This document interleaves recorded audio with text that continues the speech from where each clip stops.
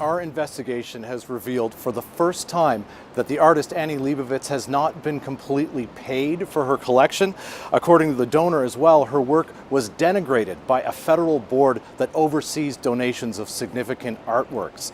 That same board also scuttled an arrangement that could have delivered a major tax windfall to the donors.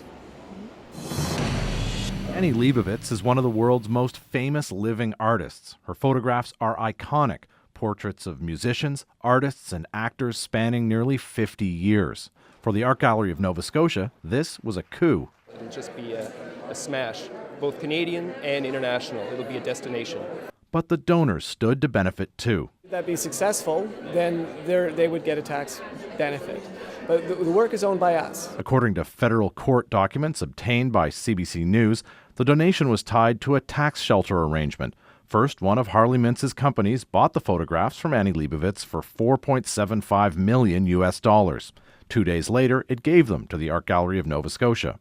Then the gallery asked the federal government to certify the art as a cultural property with a market value of roughly $20 million.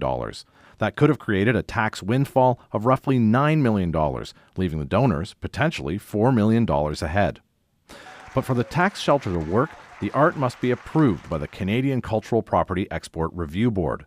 Notes from a 2014 board meeting show opposition to the plan.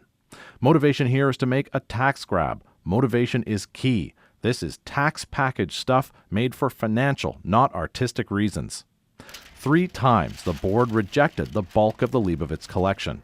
And under the terms of the sales agreement, that's blocking Leibovitz from collecting half her money.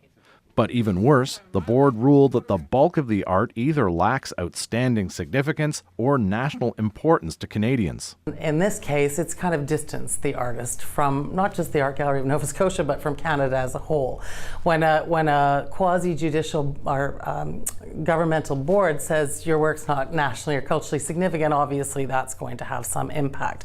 Noble says the gallery has now applied a 4th time to get Leibovitz's collection certified by the Federal Review Board, a key step towards getting the photographs up on gallery walls. It's part of this whole process of really going back to getting the collection certified, starting the conversation with the artist to kind of bridge the distance that has occurred. So, Jack, what do the donors have to say about all of this? Well, in an email statement to CBC News, the donor Harley Mintz said calling his gift a tax grab is simply unfair. He says he was asked to facilitate a major gift to the Art Gallery of Nova Scotia, and that is exactly what he did.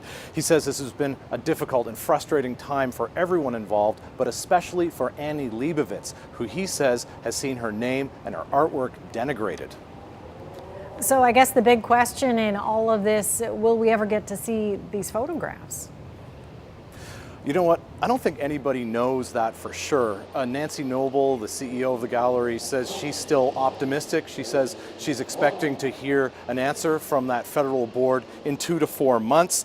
But what happens if the board says no again for a 4th time? She won't say. And since Annie Leibovitz has stayed studiously silent through all of this, her role moving forward remains a mystery.